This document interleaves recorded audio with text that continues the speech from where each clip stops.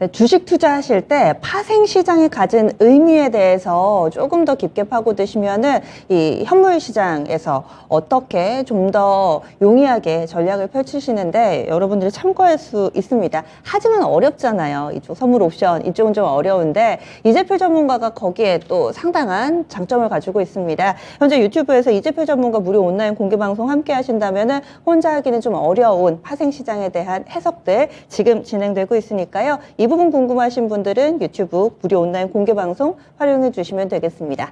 내 종목이 궁금하신 분들은 지금부터 귀 기울여 주세요. 여러분들 차례입니다. 첫 번째 종목 진단 시작해 보겠습니다. 전화 상담으로 출발해 보죠. 여보세요. 네, 여보세요? 네, 반갑습니다. 네. 예. 반갑습니다. 어떤 종목이 궁금하세요? 에코프로 PM이요. 에코프로 BM 얼마에 사셨는데요? 11만 원이요. 11만 원에 비중 어떻게 되세요? 한 15% 정도 돼요. 거의 원금 부분까지 왔네요. 네. 예. 왔는데, 네. 갈라나, 그게? 왜 이렇게 목소리에 힘이 없으세요? 어떤 점이 모르겠어요, 이거 사는지. 모르겠으셔서 그러면은 원금 회복 여부가 가장 궁금하신 거세요? 나 조금 이따 할게. 네. 그러시군요. 알겠습니다. 전화 끊지 마시고요. 잠시만요. 네. 예. 에코프로 BM입니다. 2차전지 관련된 종목인데 어제 2차전지 관련된 종목군들이 막 불을 뿜어내다가 계속 갈까 싶었는데 오늘 좀 주춤하더라고요. 오늘은 살짝 밀리면서 104,300원에 거래 마쳤고 매수가 부근까지는 거의 다 왔습니다. 비중은 15%. 원금 회복 가능할까요? 어떻게 보세요, 전문가님? 네, 일단 어제 2차 전지 쪽이 전체적으로 반등이 나왔었던 이유를 보면은 역시나 테슬라가 상당히 좀 반등이 잘 나왔었죠. 잠깐 이제 테슬라 차트 잠깐 보고 오면 상당히 크게 이제 회복을 좀 많이 해줬습니다. 물론 연초 대비해서 아직까지 갈 길이 멀기는 한데 최근에 이제 거의 101달러까지도 내려갔기 때문에 상당히 이제 많이 회복을 해준 모습이거든요. 그러면서 역시나 뭐 회복을 해준 그러한 이제 이유 자체는 테슬라가 그래도 어느 정도 실적 선방을 해줬다라는 그러한 내용이 있습니다. 그러면서 이 머스크 CEO가 1월 달에 역대급으로 가장 큰 이러한 수주권들을 좀 받아놨다라고 이제 이야기가 나왔기 때문에 테슬라가 다시 한번 회복을 할 수 있을 것인가라는 그러한 기대감이 시장에 작용을 했고 그러면서 어제 2차전지 종목들이 그다음에 또 테슬라가 워낙에 안 좋았었거든요. 그러면서 감산에 대한 이야기까지 나왔기 때문에 2차전지 종목들이 많이 좀 쉬어갔던 것 같습니다. 그러면서 에코프로 BM 같은 경우에는 4분기 실적이 잘 나오기는 잘 나왔는데 예상 컨센보다는 하회하는 4분기 실적을 발표를 했거든요. 그러면서 역시나 이 예상보다 좀 하회했던 실적에 대한 부분은 최근에 이제 이 리튬 가격이 많이 하락을 하고 있습니다. 그러면서 이제 마찬가지로 판가 자체도 많이 좀 조정이 되면서 수익성이 어느 정도 좀 감소하고 있다라고 봐야 될 것 같아요. 그러면서 또 이제 환율에 대한 수혜도 어느 정도는 봤었던 기업인데 환율에 대한 수혜도 어느 정도 좀 떨어지고 있다라고 생각을 해주셔야 될 것 같은데 지금 이야기 나오는 것들을 보면 수익성이 2분기 정도까지는 조금 지지부진할 수가 있다라고 이야기가 나오고 있습니다. 리튬 가격이 계속해서 좀 조정이 나오고 있고 그 다음에 이제 결과적으로 에코프로 BM 같은 경우에는 삼성 SDI와 SK온의 이러한 이 수주권들이 거의 대부분이기 때문에 이 기업들이 또 계속적으로 이 배터리에 대한 부분들 수주를 또 많이 늘려나가야 되는데 테슬라가 가격 인하를 했잖아요. 그러다 보니까 테슬라 쪽의 수요가 높아지게 되면 또 상대적으로 수익성이 낮아질 수가 있거든요. 그래서 이 부분 때문에 아마 2분기 정도까지는 수익성이 조금 이제 지지부진할 수 있다라고 이야기는 나오고 있습니다. 테슬라가 최근에 이제 가격 인하하면서 좀 판매량을 늘리겠다라고 이야기는 나오고 있는데 저는 이 가격 인하에 대한 부분들이 길게 갈 거다라고는 생각은 하지는 않거든요. 원래 이제 테슬라가 가격에 대한 부분들을 보게 되면 차가 뭐 크게 성능이 좋아지지 않았었는데도 작년에 그냥 계속 올리기도 했었고 워낙에 이제 그냥 뭐 수산시장의 화로도 아니고 시가로 판매하느냐 약간 이런 식의 이제 비난도 있었거든요. 그래서 아마 이 테슬라 같은 경우에는 계속적으로 가격 하락 인하에 대한 부분들은 길게 갈 것이다라고 생각은 하지는 않습니다. 어느 정도 생산량이 좀 정상화되고 그러면서 이제 수요가 정상화되면 그러면 이제 다시 한번 가격이 정상화된다라고 생각을 하고 있는데 그렇기 때문에 에코프로 BM 같은 경우에는 어느 정도 시간이 좀 필요하다라고 생각을 해주시면 될 것 같아요. 저는 지금 현재 2차 전지 종목들이 어제 일괄적으로 이 반등이 다 나오기는 했지만 아직까지 조금 더 좀 기다려야 된다라고 보고 있거든요. 여전히 이 수익성에 대한 부분들, 전체적으로 이제 원가에 대한 부분들이 조정이 나와서 판가도 조정이 될 수밖에 없기 때문에 수익성도 다시 한번 이제 자리를 잡아가는 그러한 과정이 필요할 거고요. 그 다음에 이제 이 각 기업들, 2차 전지 소재 기업들은 어찌됐든 IRA 가이던스에 맞춰서 투자를 해야 되는데 아직까지 IRA 가이던스 세부 사항이 나오지 않았기 때문에 이 부분에 대해서도 이제 어느 정도 생각을 해야 됩니다. 그러다 보니까 지금 현재 이 2차 전지 쪽은 아직까지는 좀 불확실성이 남아있다라고 생각을 해주셔야 될 것 같아요. 물론 최근에 테슬라가 실적이 또 좋게 나온다라고 이야기는 했지만 막상 또 4분기 실적 까보게 되면은 예상했던 이러한 인도량보다는 못 미치는 그런 인도량이 또 나왔거든요. 그렇기 때문에 일단 2차 전지는 조금 더 어느 정도 좀 시간을 갖고 생각을 해주시면 될 것 같은데 에코프로비엠은 그래도 결과적으로 워낙에 지금 현재 이 투자 캐파를 좀 늘려나가고 있는 상태에서 이 투자를 많이 늘려놓은 이러한 것들이 이제 올해부터 또 본격적으로 가동이 되기 시작할 예정이거든요. 공장이 이제 올해부터 해가지고 내년, 내후년까지 새로운 공장들이 계속해서 가동이 되면서 외형 성장을 이뤄낼 것으로 생각을 하고 있습니다. 그러면서 뭐 수익성이 조금은 떨어질 수 있지만 어찌됐든 출하량은 늘어나면서 꾸준하게 에코프로비엠은 성장은 할 것이다라고 이야기는 되고 있거든요. 그럼 아마 2차 전지 업황이 조금 이제 회복이 된다라고 했을 때에는 저는 에코프로비엠도 충분히 또 상승이 나올 것이다라고 보고 있습니다. 그렇기 때문에 일단은 1차 목표가는 11만 6천 원 잡아드릴 수 있을 것 같고요. 그 다음에 2차 목표가는 12만 5천 원 잡아드릴 수 있을 것 같습니다. 지금 보게 되면은 어찌됐든 에코프로비엠이 상승이 나온다라고 하더라도 11만 원 중반대에 한 차례 저항을 느낄 확률이 크다라고 생각을 해주시면 될 것 같아요. 11만 5천 원 위에 결론적으로 이제 매물대가 좀 형성이 되어 있기 때문에 11만 원 중반대를 일단 또 강하게 뚫어줘야 추가적으로 2차 목표가 12만 5천 원. 그 다음에 그 구간 뚫어주면 또 신고가까지 노릴 수가 있다라는 점 안내드리면서 약간은 조금 기다림이 필요합니다. 어찌됐든 2차 전지는 저는 뭐 반드시 살아날 것이다라고 보고 있는데 워낙에 이제 계속해서 이 작년 10월 달부터 12월 달까지 좋았었잖아요. 그러다 보니까는 이제 잠시 좀 쉬어가는 구간이다라고 생각을 해주시고 어느 정도 쉬어가는 구간 또 마무리하면 다시 한번 외형 성장을 본격적으로 또 이뤄내면서 에코프로비엠 같은 경우에도 2차 전지 업황의 이러한 회복세에 맞추어서 다시 또 상승을 할 것이다라고 보고 있으니까 조금의 여유로운 시각을 갖고 대응을 하시면 좋을 것 같습니다. 예, 알겠습니다. 시청자님 도움이 되셨어요? 네, 감사합니다. 예, 잘 수익 내고 나오시기 바랍니다. 네. 매수 가격이 11만 원인데 11만 5천 원 정도까지 1차 목표가 제시를 해드렸는데요. 2차 전지는 그래도 시간 투자는 좀 필요하다라는 이야기를 함께 해주셨으니까 너무 조바심 내지 마시기 바랍니다. 지금 게시판이 오랜만에 또 활기를 되찾았습니다. 아무래도 종목 고민 올려주시는 분들도 계시고 여기에다가 음악회 티켓 받고 싶으신 분들이 또 글을 남겨주고 계시는데요. 망설이지 마시고요. 여러분들께 기회가 다 열려 있습니다. 종목 진단 신청이든 혹은 이 음악회 함께 하고 싶으신 분들 모두 다 게시판에 좀 나타나 주시면은 저희가 그 내용 하나하나 다 반영을 해서 방송 만들어 가보도록 하겠습니다. 이번에 게시판으로 그 기회를 넘겨볼게요. 어떤 종목 볼까요? 조수연 캐스터? 유튜브를 통해 들어온 종목 진단입니다. 닉네임 고재관님, 종목은 CJCGV고요. 매수가는 23,550원에 12% 갖고 계십니다. 올해 내내 가져가 볼 생각입니다만 3% 정도만 추매해봐도 괜찮을까요? 라고 남겨주셨네요. 먼저 종가부터 확인해 보겠습니다. 오늘 종가는 18,670원으로 마감했습니다. 그리고 차트 보시면 매수하신 지 좀 되신 것 같네요. 작년 6월쯤 매수하신 게 아닌가 싶은데요. 지난해 연말쯤부터 컨텐츠주들 하나형 해제 기대감도 나왔고요. 또 지난 12월 달엔 아바타2 개봉 소식 나오면서 CJCGV는 2만 원대까지 잠깐 회복하기도 했습니다.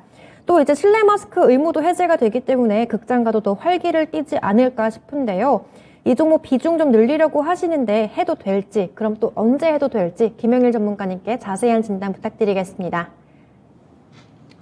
네, 일단 CJCGV가 최근에 정말 이제 또 여러 가지 작품들이 많이 나오면서 이제 어느 정도 회복을 해주고 있습니다. 사실 이제 저는 아바타2 이전에 탑건2를 굉장히 좀 재밌게 봤거든요. 그래서 이제 탑건2 보면서 굉장히 또 예매율이 많이 올라왔기 때문에 CJCGV가 어느 정도 올라올 수 있겠다라고 생각을 했는데 아바타2 아마 대부분 다 3D로 보셨을 겁니다. 그러면서 티켓 가격 보면은 이제 2만 원 돈 넘어가거든요. 그래서 가격이 너무 비싸가지고 과연 얼마나 많이 볼까 했는데 뭐 1,000만 관객을 가볍게 넘겼습니다. 이 말은 무엇이냐? 대형 작품이 나오게 되면 영화관 가서 이제 돈 내고 보는 게 아깝지 않다라고 이제 사람들이 좀 인식을 하고 있다라는 거거든요. 그래서 충분히 이제 대작이 나오면 지금 현재 뭐 영화관의 이러한 수요는 계속해서 좀 이어질 수 있다라고 보고 있고 그렇기 때문에 이 컨텐츠 쪽에 이러한 CJ, CGV는 충분히 상승이 나올 수 있다라고 보고 있습니다.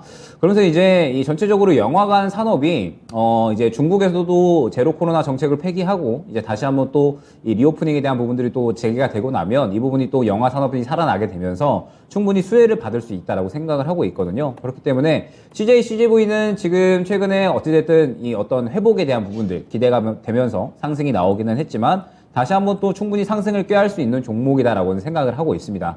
다만 이 종목을 올해 내내 들고 가기보다는 지금 현재 상태에서 확실하게 조금 대응 구간을 잡고 어느 정도 대응을 하시기를 추천을 드리도록 할 텐데 지금 보게 되면 일전에 상승이 나왔었던 구간이 약 21,000원 정도 구간이 될 겁니다. 그 다음에 추가적으로 2차 목표가 정도는 한 25,000원 정도가 될 것 같은데 결국에 보게 되면은 지금 현재 CJ CGV를 장기적으로 봤을 때 이 21,000원 구간이 굉장히 큰 중요한 매물대로 작용을 하고 있는 모습을 확인을 할 수가 있거든요.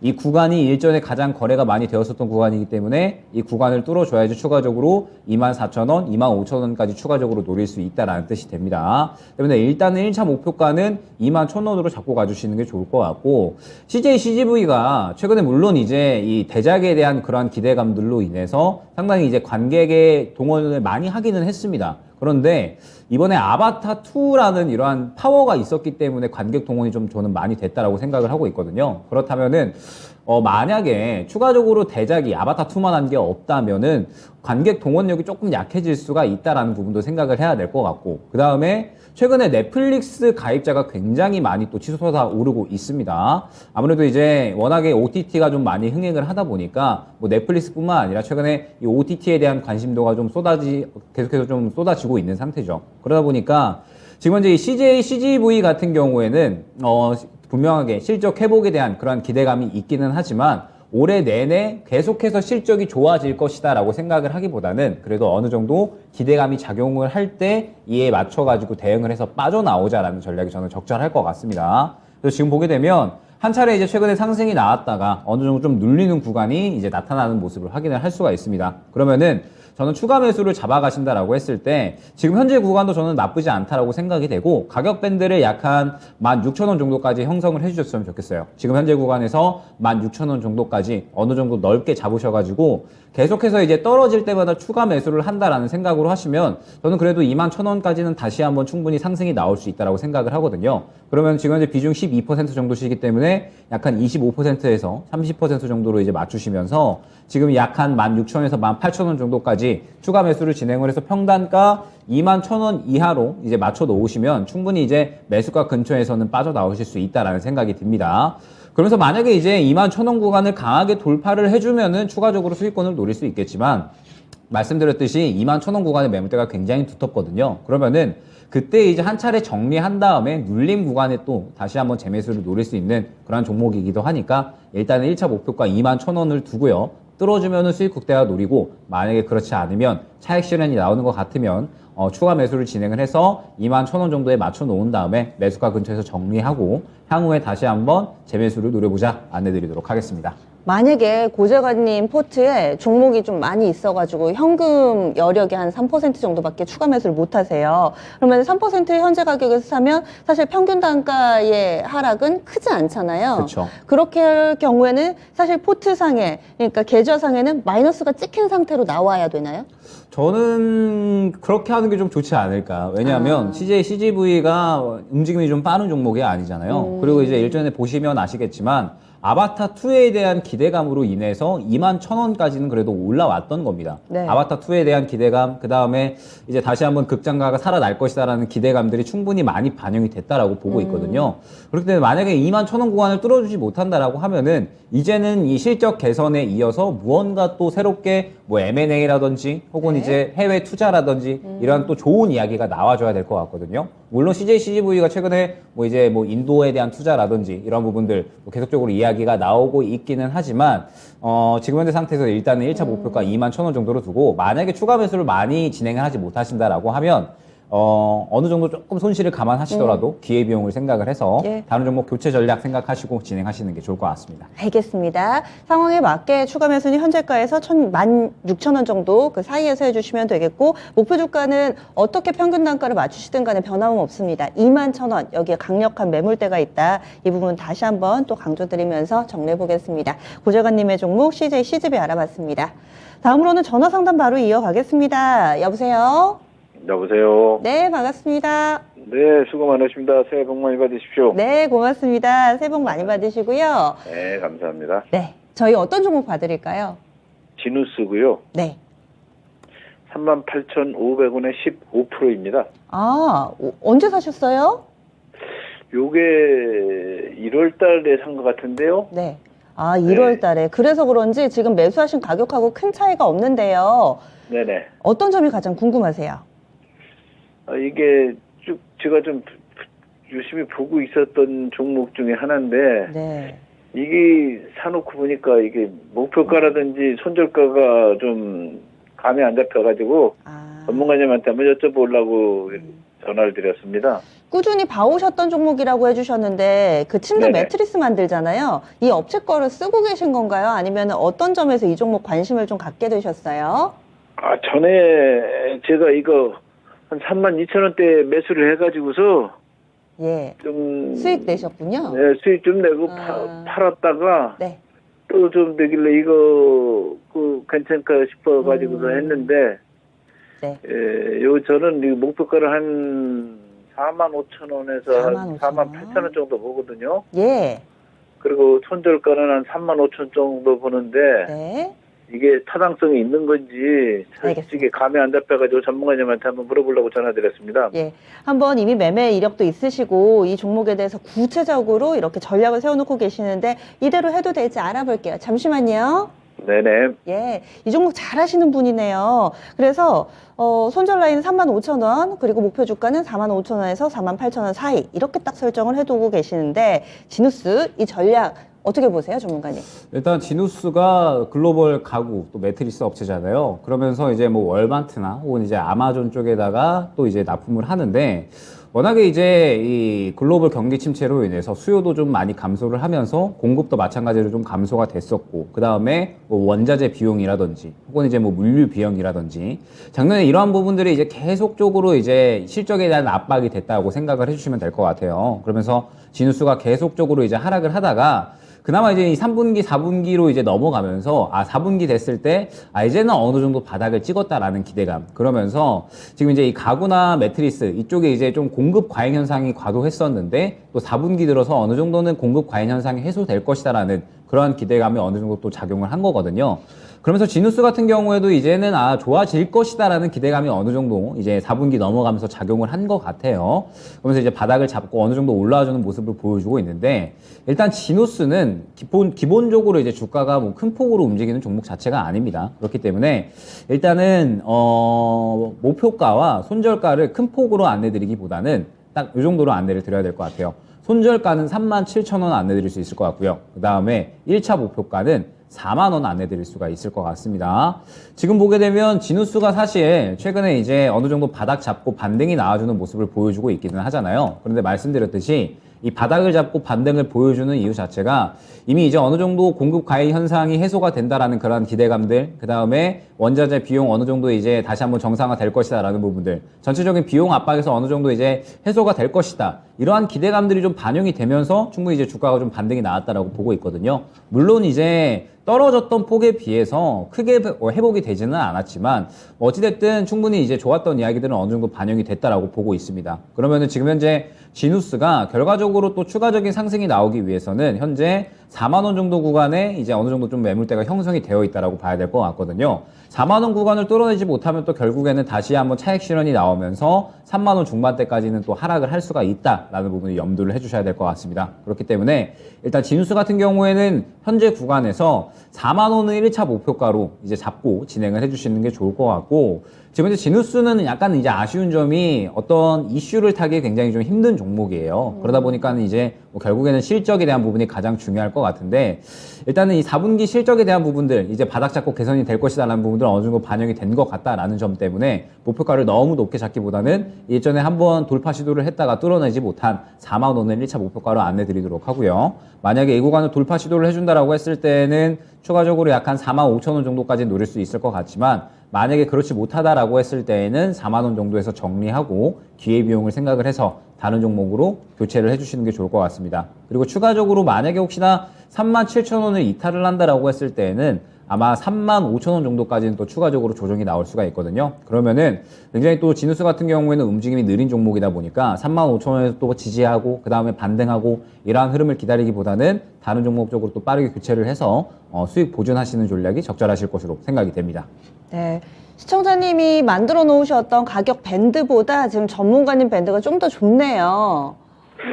저는 이게 저 지금 현대백화점에서 인수했잖아요. 네. 현대백화점에서 이 지분을 인수한 걸로 알고 있는데. 그 그래가지고 이슈. 네. 시너지 효과도 좀 나오지 않을까 싶었는데 네. 물류 비용도 많이 떨어지고 그래가지고서. 네. 이 부분은 어떻게 보세요, 전문가님? 지누스가 지금 현재 보게 되면 작년 실적이 이제 워낙에 좋지가 않았었잖아요. 그러면서 이제 결과적으로는 뭐 새롭게 이제 인수가 되기는 했지만 물론 이제 시너지 효과가 기대가 되기는 합니다. 그런데 이미 이제 이야기가 좀 나왔던 부분들이다라고 좀 생각을 해주셔야 될 것 같고, 그다음에 결과적으로 지누스는 이제 이 가구 업체고 이제 어찌됐든 매트리스 업체잖아요. 그러다 보니까 이슈를 크게 타기 어려운 이상 말씀드렸듯이 실적에 대한 부분이 굉장히 좀 중요하다라고 볼 수가 있을 것 같습니다.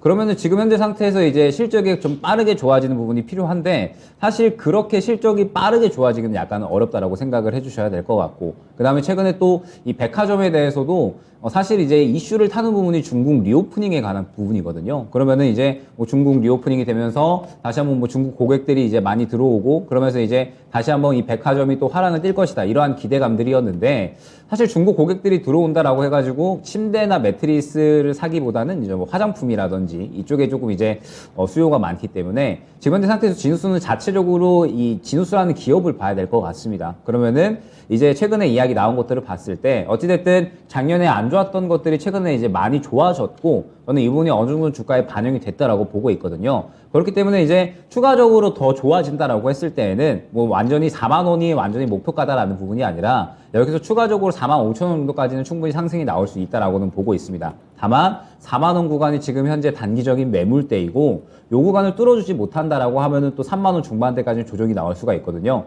그러면은 약 기다리는 기간이 몇 개월 정도가 소요가 될 수가 있습니다. 몇 개월 정도의 기후 비용을 허비하기보다는 4만 원 정도 구간에서 뚫어주지 못했을 때에는 약수익 챙기고 그 다음에 저점 잡혔을 때는 또 다시 한번 매수가 가능한 종목이거든요. 그러면은 약수익 챙긴 다음에 또 다시 한번 재매수하는 그런 전략도 가능하니까 지누스는 완전히 계속적으로 쭉 들고 가기보다는 어느 정도 대응이 필요한 종목이 아닌가 생각이 됩니다.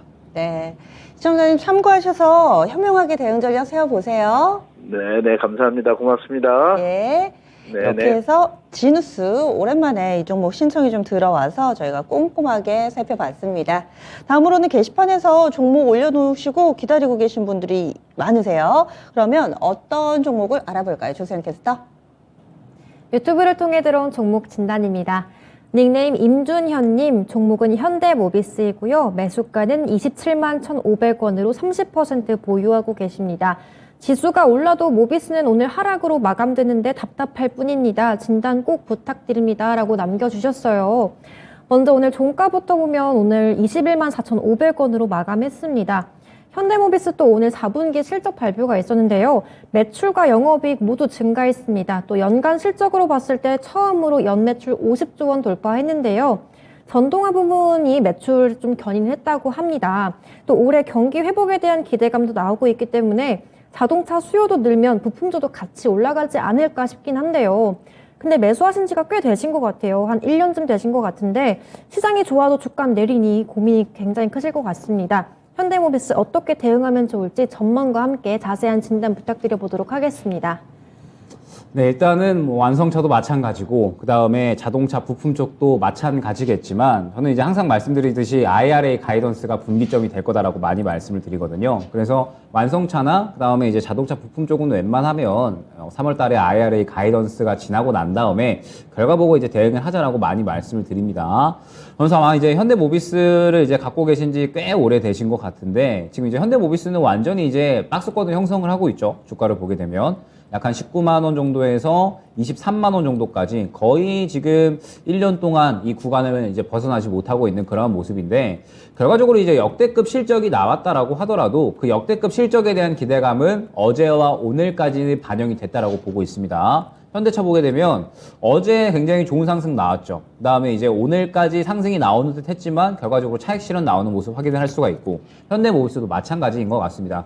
결국에는 이제 실적이 굉장히 좋게 나오기는 했지만 과연 앞으로도 실적이 좋게 나올 수 있을 것인가에 대한 의문감이 지금 이제 시장에 약간 남아있다라고 봐야 될 것 같거든요. 지금 이제 계속적으로 경기 침체는 심화가 되고 있고 그러면서 고금리 기조가 계속해서 이어질 것이기 때문에 신차도 중고차도 지금 현재 사기가 꺼려지는 그런 상황이죠. 그러다 보니까는 계속적으로 이제 작년에 어마어마한 실적을 냈지만 과연 이러한 실적이 올해에도 이어질 수 있을 것인가에 대한 이러한 우려감들이 계속해서 작용하고 있다라고 봐야 될 것 같고 그 다음에 IRA 가이던스가 발표가 되고 그 다음에 이제 이 가이던스 내용이 어떻게 나오는가에 따라서 결과적으로는 또 이 완성차나 혹은 이제 자동차 부품 쪽이 어느 정도 좀 방향성을 잡고 움직일 텐데 지금은 방향성을 잡고 움직이기가 자체가 약간 이제 힘들다라고 봐야 될 것 같아요. 그렇기 때문에 현대모비스는 지금 현재 어떠한 대응을 하기보다는 어느 정도 좀 인내심을 갖고 대응을 할 필요가 있어 보입니다. 그러면서 일단은 IRA 가이던스 발표가 어떻게 나오느냐에 따라서 만약에 긍정적인 결과가 나오게 되면 또 추가적으로 대응할 만한 자리가 나올 수가 있거든요. 때문에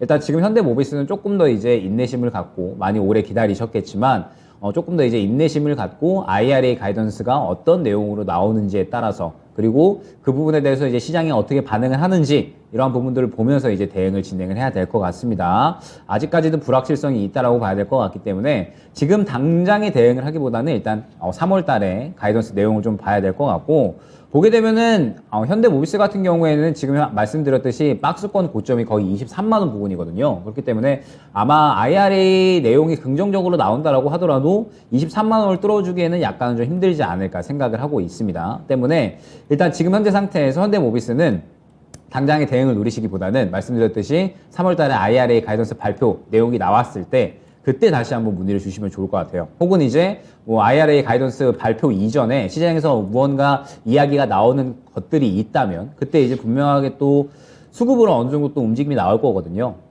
보게 되면 항상 이제 움직임이 나오기 전에는 크게 수급이 나온다라고 많이 말씀을 드렸었죠. 그렇기 때문에 수급이 어느 정도 들어올 때 다시 한번 문의를 주시면 현대모비스는 그때 더 상세히 말씀을 드릴 수가 있을 것 같습니다. 지금은 어떠한 대응을 하기에는 약간은 조금 힘든 구간이다라는 점을 생각을 해주시면서 결과적으로는 주가가 크게 움직일 수 있을 만한 무언가가 나와줘야 되는데 지금 현재 상태에서는 IRA 가이던스가 그 내용이 될 것 같습니다. 지금은 이미 이제 좋았던 실적에 대해서는 어제 오늘 다 반영이 됐다라고 봐야 될 것 같거든요. 그렇기 때문에 현대모비스는 일단은 조금 더 인내하는 시간을 갖자 안내드리도록 하겠습니다. 네, 그래서 3월 즈음입니다. 아직 정확하게 날짜가 고시되지는 않았는데요. IRA 가이던스 발표 즈음에서 다시 한번 신청해 주시면은 그때 확실히 좀 방향을 잡아드릴게요. 김영일 전문가의 현대모비스에 대한 견해 들어봤습니다. 게시판에 지금 뭐 현대모비스 은근히 올라오는 것 같다. 바닥에서 좀 올라오는 부분에 대한 이런 여러분들의 의견과 평가도 있었고요. 저희 앞서서 지누스 진단을 해드렸는데 확실히 내가 가진 종목이 아니더라도 이렇게 다른 분들이 신청을 해주시고 진단을 하면 한 번 더 생각해 보는 것 같아요. 그래서 여러분들의 종목과 관련된 의견들 쭉 올라오고 있습니다. 그러면요, 오늘 지금 한 종목 더 살펴볼게요. 스카이로켓님 간혹 종목을 올려주시는데, 손실이 좀 커서 저희가 골라봤습니다. 덱스터입니다. 덱스터, 자이언트 스텝, 맥스트, 차트가 대체적으로 다 그렇죠. 작년에 한창 뜨겁게 달아오르다가 그때 좀 늦게 사신 분들이 지금 마음고생을 하고 계신 것 같아요. 스카이로켓님도 매수가가 21,150원으로 꽤 높습니다. 20% 비중으로 들고 있는데요. 작년에 바닥인 줄 알고 매수했는데 지하까지 갔다고 올해는 반등이 올까요? 이렇게 질문을 써주셨어요. 차트 좀 길게 놓고 보니까 그간에 좀 어느 정도로 힘든 시간을 보내셨을지가 한눈에 좀 들어옵니다. 여기에 해당되는 종목군들이 대체로 다 차트가 이렇게 모양이 나오더라고요. 그렇다면은 덱스터는 올해 반등이 나올 수 있을 것인가? 김영일 전문가님 시각은 어떠신가요? 덱스터가 주로 하는 사업이 시각 특수 효과죠. 그러면서 이제 뭐 일전에 굉장히 여러 가지 뭐 영화들이라든지 혹은 이제 뭐 메타버스에 엮여가지고 굉장히 크게 상승이 나왔었다가 지금 계속적으로 이제 뭐 상승 나왔다가 조정 나오는 메타버스 이야기가 또 최근에 나왔었죠. 그래서 이제 그때 메타버스 관련주로 엮이면서 상승이 나왔었는데 결론적으로 덱스터는 실적이 받쳐주지를 않습니다. 실적이 받쳐주지를 않고 완전히 테마주의 성격으로 거의 움직이거든요. 그렇기 때문에 덱스터는 결론적으로 봤을 때 무언가 또 큰 이슈가 형성이 되어야지 지금 현재 상태에서 주가가 크게 급등이 나올 수 있다라고 봐야 될 것 같습니다.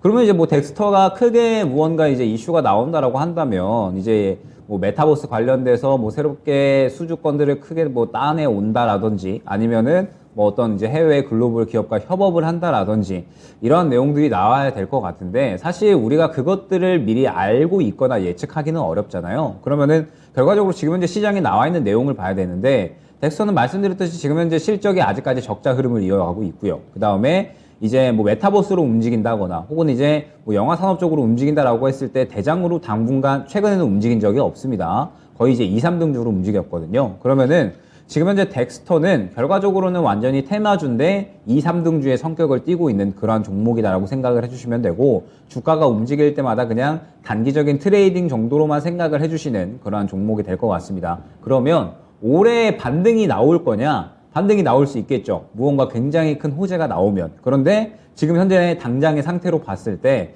덱스터가 무언가 큰 호재를 보유하고 있다라고 보기에는 조금은 힘든 상황이 아닌가라고 생각이 됩니다. 그러면서 지금 현재 이제 매수가와 상당히 조금 괴리율이 있는 상태인데 전 덱스터는 지금 현재 상태에서는 어떤 대응을 하기가 약간 좀 어려우실 거다라고 생각이 되거든요. 매수가도 좀 워낙에 높게 형성이 되어 있으시고 당장 이제 좀 종목도 정리하기에는 조금 이제 어려우실 것 같아요. 그래서 저는 이 종목을 어떤 대응을 하기보다는 일단은 조금 이제 지켜보셔야 되는 구간일 것 같습니다. 어찌됐든 덱스터가 한번 또 힘이 들어가게 되면 굉장히 크게 상승이 나오기도 하고 수급도 많이 들어가기 때문에 일단은 좀 더 지켜보면서 12,000원 구간이 또 중요한 지지라인이거든요. 그래서 이제 이 구간만 뚫어주지 않으면 현재 구간에서 그래도 주가 지켜주면서 어느 정도 다시 한번 힘을 모아가는 구간을 만들어낼 것이라고 생각을 하고 있습니다. 그러면서 이제 뭐 메타버스 관련된 이야기가 나온다라고 하면은 이제 올해 본격적으로 또 각 기업들이 XR 헤드셋 계속적으로 또 출시를 할 거거든요. 그러면 또 메타버스 이야기 시장에서 나올 수가 있고, 그 다음에 또 뭐 덱스터가 영화 산업 쪽으로도 이제 특수효과 진행하고 있기 때문에 뭐 이 부분에 대해서 또 다시 한번 이야기가 된다라고 하면 크게 상승이 나올 수 있으니까 결론적으로 이제 그렇게 크게 상승이 나온다라고 하면 아마 이제 일전에 이러한 수급이 한번 이제 들어가 줄 겁니다. 보게 되면 굉장히 큰 수급이 들어가면서 결론적으로는 이 상승을 만들어냈다라고 생각을 해주시면 되거든요. 그래서 이렇게 크게 수급이 들어가는 구간은 분명하게 한번 나올 거니까 이 구간이 나왔을 때 그때 대응을 노리시면 아마 이제 어느 정도 수익 만회는 충분히 가능하실 것이다라고 생각이 됩니다. 말씀드렸듯이 우리가 지금 현재 이 덱스터가 진행하고 있는 뭐 앞으로 나올 호재에 대해서는 미리 예측을 하기는 불가능하니까 일단 수급이 한번 크게 들어가게 되면 그때 이제 대응 구간을 노릴 수 있도록 하고 지금 현재는 어떤 대응을 하기보다는 이제 덱스터가 갖고 있는 테마나 혹은 이제 성격이 있으니까 그런 이야기가 나올 때까지는 조금은 인내하는 그런 시간이 필요할 것 같습니다.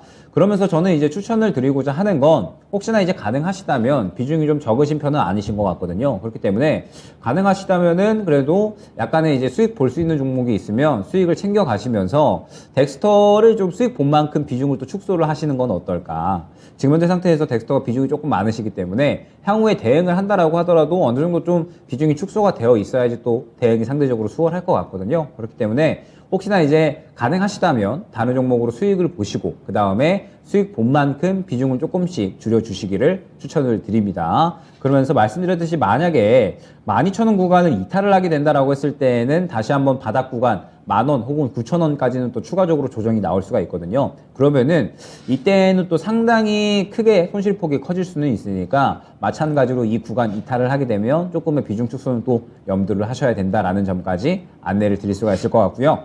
혹시나 이제 이러한 수급이 크게 들어간다 그러면은 이렇게 수급이 크게 들어가는 구간이 나온다라고 했을 때 제가 추가 매수 구간 다시 한번 잡아드릴 수 있도록 하겠습니다. 수급이 크게 들어가게 되면 그때 다시 한번 문의 주시면 좋을 것 같습니다. 예. 덱스터는 수급이 들어올 때, 거래량이 막 늘어날 때 그때 한 번 더 연락을 주시면 좋겠습니다. 이 부분이 키가 되겠네요. 지금은 일단은 좀 숨을 죽이고 언제 재료가 시장에서 주목받는지 이때를 기다리셔야 될 것 같습니다. 스카이로켓님의 종목 덱스터 봐드렸습니다.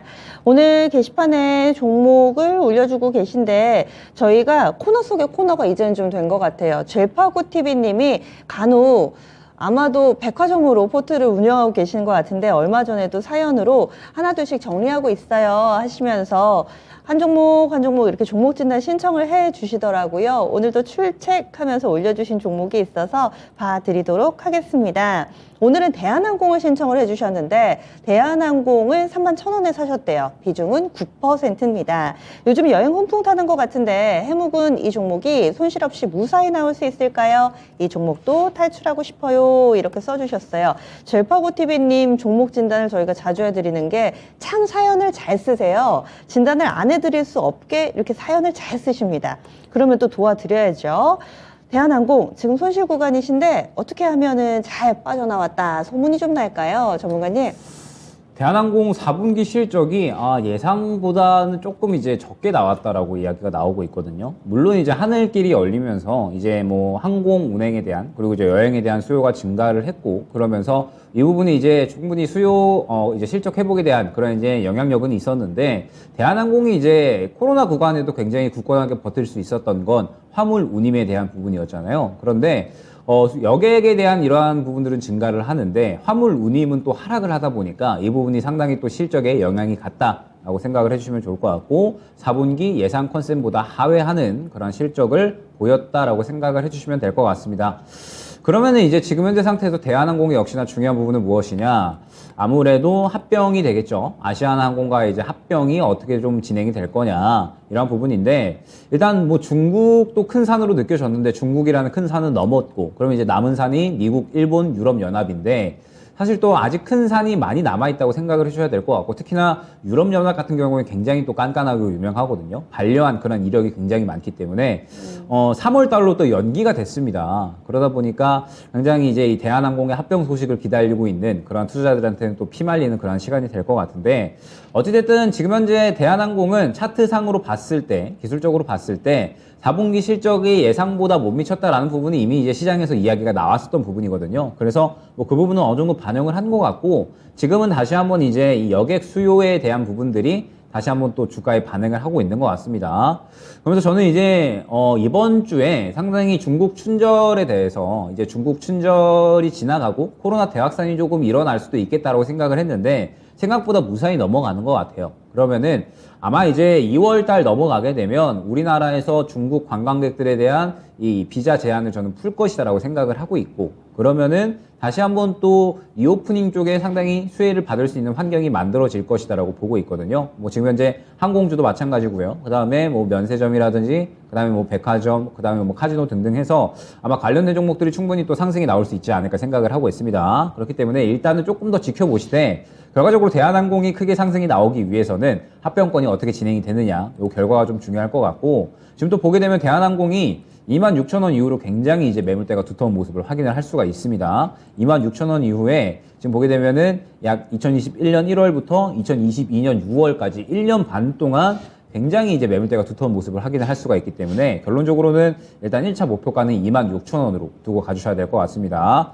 요 구간을 뚫어줘야지 추가적으로 또 이 29,000원 혹은 이제 뭐 32,000원 뭐 이 정도까지 노릴 수가 있다라는 점 안내를 드리면서 대한항공도 마찬가지일 것 같아요. 지금 당장에 대응을 하기보다는 어찌됐든 아마 2월 달에 합병에 대한 기대감이 조금씩 다시 한번 시장에 나오기 시작을 할 거거든요. 이제 이 유럽연합 혹은 이제 뭐 미국 혹은 이제 뭐 일본 이 국가들에서 이제 하나씩 승인을 받는다라고 했을 때 저는 주가가 어느 정도 반응이 있다라고 생각을 하고 있습니다. 기회는 그때라고 생각을 합니다. 대한항공은 그때 추가 매수를 노려서 어느 정도 조금 빠져나오는 전략이 필요할 것 같거든요. 그렇기 때문에 일단 지금 현재 구간에서 추가 매수할 수 있는 단가는 23,000원에서 24,000원 정도로 잡아주시면 좋을 것 같습니다. 그러면서 아마 2월달 하반기, 2월달 이제 2월 중후반 정도 지나가면 다시 한번 이제 합병에 대한 기대감이 이제 형성이 될 수가 있고요. 그 다음에 결과에 따라서 추가적으로 상승이 나오냐 아니면 하락이 나오느냐 이렇게 이제 방향성이 나뉘겠죠. 그렇기 때문에 저는 그 기대감을 활용을 해서 빠져나오자라는 전략 안내드리고 23,000원에서 24,000원 정도 구간에서 추가 매수를 진행을 해서 목표가 26,000원 정도 두고요. 그 기대감을 활용을 해서 그 정도 단가에 도달했을 때 수익 만회를 하는 전략을 안내드리도록 하겠습니다. 네, 그래서 대한항공 최대한 손실을 만회해서 나올 수 있는 방법을 이렇게 알려드렸습니다. 마지막으로 젤파고TV님의 대한항공까지 진단을 해드렸는데요. 그러면 다음 주 월요일입니다. 이제 1월을 막바지로 접어드는데 어떤 전략이 필요할지 포커스 어디에 맞추고 계세요, 전문가님? 뭐 일단 1월 달이 생각보다 시장이 많이 괜찮았죠. 많이 괜찮았고 코스피가 저는 이렇게까지 갈 건가 싶었는데 월간 기준으로 10% 갔더라고요. 네, 굉장히 많이 네. 올랐고 2,500선 거의 근처까지 올랐습니다. 그러면 사실상 이제 FOMC 결과가 좋게 나오더라도 거의 올라올 건 다 올라왔다라고 저는 생각을 하고 있거든요. 그렇기 때문에 다음 주는 제가 이제 이번 주부터 FOMC 눈치 보기 장세에 들어갈 거다 했는데 생각보다 이번 주도 강했던 것 같아요. 다만 다음 주에는 FOMC 눈치 보기 장세는 어느 정도 진행이 될 겁니다. 그렇기 때문에 아마 이제 차익 실현 나오는 종목들이 또 많이 생길 거거든요. 그래서 수익 챙길 수 있는 종목들은 어느 정도 챙겨 가시는 게 좋을 것 같고요. 그러면서 이제 말씀드렸듯이 이 시장에 상당히 좀 선반영이 됐기 때문에 FOMC 결과가 좋게 나오더라도 상한선은 어느 정도 정해져 있을 것 같고요. 혹시나 이제 매파적인 발언이 나온다라고 했을 때에는 연준은 시장이 올라가는 걸 그렇게 좋아하지 않거든요. 그렇기 때문에 만약에 매파적인 발언이 나온다라고 했을 때는 아마 상당히 이제 기대감이 실망감으로 바뀌면서 낙폭이 조금 생길 수가 있습니다. 그렇기 때문에 이 부분도 어느 정도 염두를 해서 최근에 또 반등이 많이 나온 종목들 중에 정리할 수 있는 것도 정리하고 가주시는 것도 나쁘지가 않을 것 같고, 이제 시장에 새롭게 이제 수급이 들어가는 섹터가 출현을 할 겁니다. 최근에 이제 1월 달에 정책 지원에 관련된 종목들이 굉장히 크게 순환이 나왔기 때문에 이제 슬슬 AI 쪽도 그렇고요. 그 다음에 뭐 최근에 STO 쪽도 그렇고 막바지다라고 생각을 하고 있거든요. 그러면은 이제 새롭게 2월부터 수급이 들어갈 섹터가 어디냐 우리가 생각을 해봐야 될 것 같은데, 뭐 저는 말씀드렸듯이 여전히 리오프닝에 대한 부분들은 굉장히 좀 기대를 하고 있고, 그러면서 이제 리오프닝뿐만 아니라 새롭게 또 수급이 들어갈 만한 섹터들이 출현을 할 겁니다. 그러면은 이제 1월 달의 분위기를 봤을 때 저는 2월 달도 마찬가지로 간 종목들이 추가적으로 갈 수 있는 그런 환경이 충분히 유지가 될 것이다라고 보고 있거든요. 그러면은 새롭게 출현하는 섹터들을 미리 선점을 하게 되면 또 추가적으로 접근을 하면서 수익을 쉽게 챙겨갈 수 있는 장이 연출이 될 것이다라고 보고 있기 때문에 이제는 슬슬 새롭게 수급이 들어갈 만한 섹터를 찾는 데 포커스를 맞춰야 되지 않을까 생각이 됩니다. 전문가님 좀 전에 리오프닝 얘기해 주셨잖아요. 네. 그런데 오늘 장 마치고 호텔신라 실적이 나왔는데 너무 안 좋습니다. 적자 나왔거든요. 저는 이제 리오프닝 쪽은 사실 호텔 신라, 이제 호텔이나 카지노 이쪽보다는 항상 말씀드리지만, 컨텐츠 게임. 쪽, 뭐 네. OTT라든지 웹툰 혹은 뭐 이제 게임, 이쪽이 더 크게 수혜를 받을 것이라고 보고 있어서 저는 이쪽 위주로 좀 많이 보고 있습니다. 네. 리오픈이라 하더라도 그 가운데서도 또 매력도의 차이가 있으니까요. 참고해서 봐주시면 좋겠습니다. 수고해주신 김영일 전문가는 여기서 인사 나눌게요. 오늘 말씀 고맙습니다. 네, 이렇게 1시간 동안에 여러분들의 고민 쭉쭉 들어봤습니다. 이것과 함께 또 선물 드리는 시간, 저희 음악회 티켓 드린다고 사전에 좀 알려드렸었죠. 그래서 여러 가지 사연들이 있었는데 그 가운데서 저희가 2분 선정해 봤습니다. 먼저 AS님, 공연 꼭 가고 싶습니다. 그리고 모차르트가 최애라고 하시면서 글을 남겨주셨는데요. 공연돼서 가게 되시면은 사진 찍고 인증샷 올리실 거라고 제가 꼭 체크해 놓고 보겠습니다. 인증샷 꼭 남겨주세요. AS님께 2장 티켓 드립니다. 꼭 가셔서 또 힐링하는 시간 보내시기 바라겠습니다. 그리고 마지막으로 저희가 대한항공 봐드렸던 젤파고TV님, 오늘의 승자이신 것 같아요. 2마리 토끼 다 잡으셨네요. 종목 상담 그리고 공연 티켓까지 부모님께 선물해드리고 싶습니다 하셨는데 도와드려야죠. 부모님께 좋은 시간 선사해드리시기를 바랍니다. 이렇게 2분 오늘 선정해봤고요. 티켓 받으실 2분께서는 pd@이토마토.com으로 받으실 성함 그리고 연락처, 이메일 주소 이렇게 3가지, 유튜브 닉네임입니다. 유튜브 닉네임 이렇게 3가지 알려주시면은 저희가 이메일을 통해서 티켓 전달해 드리도록 하겠습니다. 이 과정이 있어야지 저희가 온전하게 넘겨드릴 수가 있으니까요. 꼭 이메일 보내주시기 바랄게요. 한 가지 더 있습니다. 오늘 금요일이죠. 미스터 진단 있는 날입니다. 저녁 9시에 여러분들의 종목 고민 해결해보는 또 다른 매력을 가진 시간, 미스터 진단의 이종복 전문가 준비하고 있고요. 지금 접수 받고 있습니다. 022128-3388, 022128-3388번으로 지금 바로 전화 주시면 9시에 꼼꼼하게 봐드리도록 하겠습니다.